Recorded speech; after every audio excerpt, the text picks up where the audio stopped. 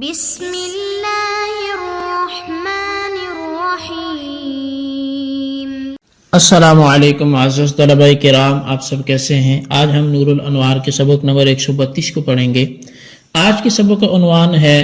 مقدر سے استثناء۔ آج کے ہمارے سبق کی عبارت فَيُصَابُ بِمُطْلَقِ الاسم سے شروع ہوتی ہے۔ آئیے سب سے پہلے عبارت پڑھ کے اس کا ترجمہ کرتے ہیں، اس کے بعد باقاعدہ سبق کی وضاحت کی طرف بڑھتے ہیں۔ مصنف علیہ رحمہ لکھتے ہیں فَيُصَابُ بِمُطْلَقِ الاسم وَمَعَ الْخَطَاءِ فِي الْوَصْفِ،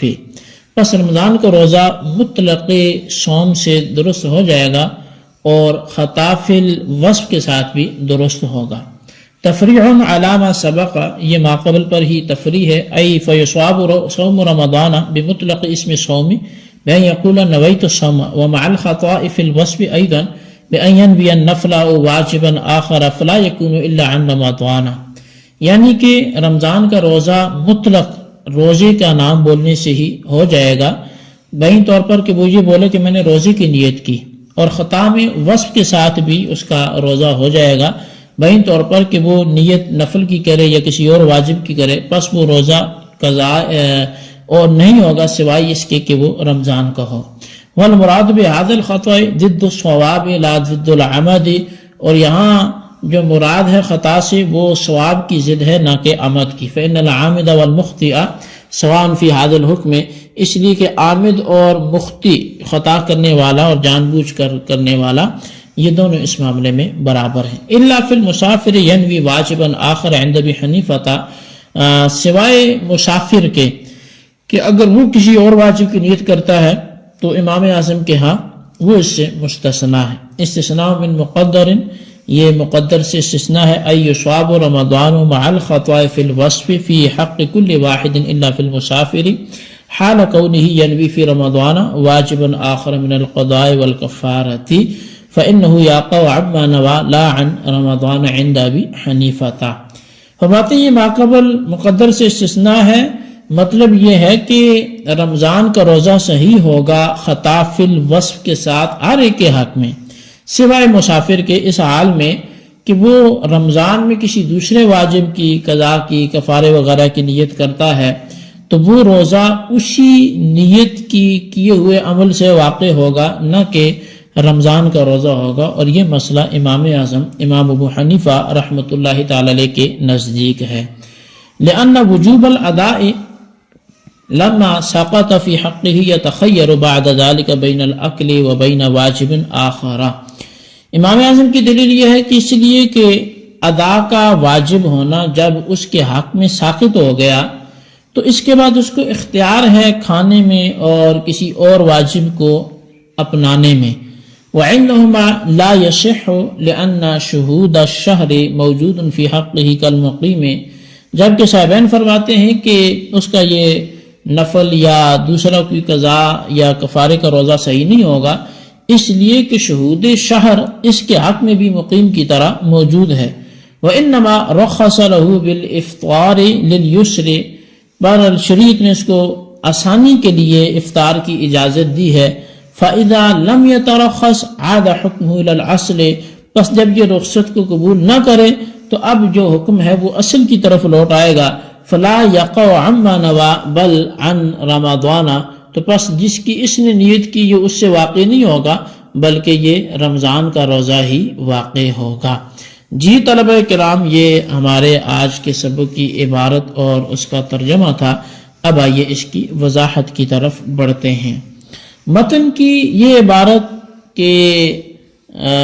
جو شروع میں فیصاب بمطلق الاسم سے واقع ہوئی، یہ سابقہ قول فیصیر غیرہ منفیًا پر متفرع ہے، اور اس کا حاصل یہ ہے کہ جب رمضان میں غیر رمضان کا روزہ مشروع نہیں ہے بلکہ منتفی ہے تو رمضان کا روزہ مطلق صوم کی نیت سے بھی درست ہو جائے گا۔ مثال کے طور پہ دل یا زبان سے یہ کہے کہ میں نے روزے کی نیت کی، اور اسی طرح خطا فی الوصف کے باوجود بھی یہ درست ہو جائے گا۔ اب مثال کے طور پر رمضان میں نفلی روزے کی نیت کی یا واجب آخر کی نیت کی تو بھی وہ رمضان ہی کا روزہ ادا ہوگا، کیونکہ پہلے گزر چکا ہے کہ رمضان کا مہینہ وصف یعنی نفل یا واجب آخر کی صلاحیت نہیں رکھتا، پس چونکہ رمضان کے مہینے میں وصف یعنی نفل یا واجب آخر کا روزہ مشروع نہیں ہے تو رمضان میں یہ وصف باطل ہو جائے گا، اور وصف کے باطل ہونے سے اصل کا باطل ہونا لازم نہیں آتا، لہٰذا وصف صوم کے باطل ہونے کے باوجود اصل صوم وہ باقی رہے گا، اور اصل صوم سے فرض رمضان چونکہ ادا ہو جاتا ہے اس لیے نفل یا واجب آخر کے روزے کی نیت سے بھی رمضان کا روزہ ادا ہو جائے گا۔ صاحب نور الانوار فرماتے ہیں کہ متن میں خطا سے مراد ثواب کی ضد ہے، عمد کی ضد نہیں ہے، کیونکہ رمضان میں صوم نفل یا واجب آخر کی عمدن نیت کرنے والا اور خطا نیت کرنے والا دونوں برابر ہیں۔ رمضان میں ثواب یعنی درست تو یہ ہے کہ رمضان کے روزے کی نیت کرے، لیکن جب اس نے نفل یا واجب آخر کی نیت کی تو خطا ہے، خواہ یہ نیت عمدن ہو خواہ یہ نیت خطان ہو، دونوں صورتوں میں یہ حکم ہے کہ رمضان کا روزہ ادا ہوگا، نفل یا کسی دوسرے واجب سے کہ جو اس نے نیت کی یہ روزہ ادا نہیں ہوگا۔ جی اب الا فی المسافر ینوی واجباً، اس عبارت سے مصنف فرماتے ہیں کہ یہ استثناء ہے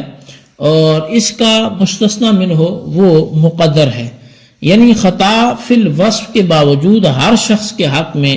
رمضان کا روزہ درست ہوگا، لیکن اگر مسافر رمضان میں کسی اور واجب کی یعنی قضا وغیرہ کی یا کفارے کی نیت کر لے روزے میں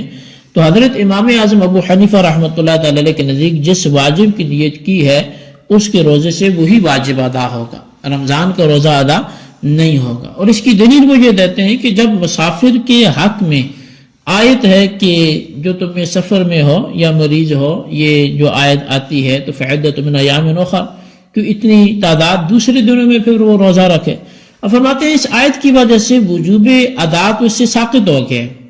تو اس کے حق میں رمضان شعبان کے مرتبے میں ہو جائے گا، اور شعبان میں ہر آدمی کو اختیار ہے کہ وہ افطار کرے یا روزہ رکھے یا کوئی دوسرے واجب سے روزہ رکھے، تو اسی طرح مسافر کو بھی اختیار ہوگا کہ وہ رمضان میں چاہے تو بالکل روزہ نہ رکھے، اور اگر چاہے تو موجودہ رمضان کے علاوہ کوئی دوسرے واجب کی نیت کر لے۔ پس جب مسافر کو رمضان میں دوسرے واجب کے ادا کرنے کی اجازت دے دی گئی تو واجب آخر کی نیت کرنے سے واجب آخر ہی ادا ہوگا، اور موجودہ رمضان کا روزہ پھر اس طرح اس سے ادا نہیں ہوگا، ادا وہی ہوگا جس کی اس نے نیت کی ہوگی۔ اب صاحبین رحمہ اللہ تعالی یہ فرماتے ہیں کہ رمضان میں اگر مسافر بھی کسی دوسرے واجب کی نیت کرے گا تو اس کی طرف سے بھی وہ موجودہ رمضان ہی کا روزہ ادا ہوگا، اور دوسرے واجب جس کی اس نے نیت کی تھی وہ قضا کی نیت کی ہو یا کفارے کی نیت کی ہو وہ واجب ادا نہیں ہوگا۔ اس پر صاحبین رحمہ اللہ المبین کی دلیل یہ ہے کہ آیت جو ہے فما شہد منکم الشہر فلیصم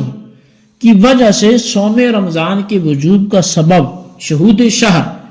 جو مہینے کا حاضر ہونا ہے وہ تو ہے، اور شہود شہر یعنی کہ رمضان کا موجود ہونا حاضر ہونا جس طرح مقیم کے حق میں موجود ہے اسی طرح مسافر کے حق میں بھی موجود ہے، لہٰذا رمضان کا روزہ جس طرح مقیم پر واجب ہے اسی طرح مسافر پر بھی واجب ہے، لیکن مسافر کے حق میں آسانی پیدا کرنے کے لیے اور اس کو سہولت دینے کے لیے اس کو افطار کرنے اور روزہ نہ رکھنے کی اجازت دی گئی۔ ایسا نہیں ہے کہ غیر صوم رمضان کے رمضان میں مشروع کر دی گیا، بلکہ محض اس کی آسانی کی خاطر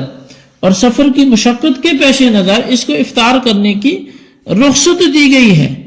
مگر جب اس نے شریعت کی عطا کردہ وہ رخصت جو ہے اس سے فائدہ ہی نہیں اٹھایا، اس کو اپنایا ہی نہیں ہے اور اس سہولت کو سہولت سمجھا ہی نہیں ہے، اور روزہ رکھنے کی زحمت کو ہی اس نے پسند کیا اور اسی کو گوارا کر لیا، تو اب اس کا حکم اصل کی طرف لوٹ جائے گا، یعنی شہود شہر کے ثابت ہونے کی وجہ سے مقیم اور مسافر دونوں کا حکم یکساں ہو جائے گا، اور جس طرح مقیم رمضان میں جو بھی روزہ رکھے گا تو وہ اس کی نیت پہ ڈیپینڈ نہیں کرے گا، بلکہ وہ رمضان جو موجود ہے اسی کا روزہ شمار ہوگا۔ اسی طرح مسافر بھی جس روزے کی بھی نیت کرے گا چاہے وہ قضا روزی کی نیت کرے، چاہے وہ کفارے کی کسی روزے کی نیت کرے،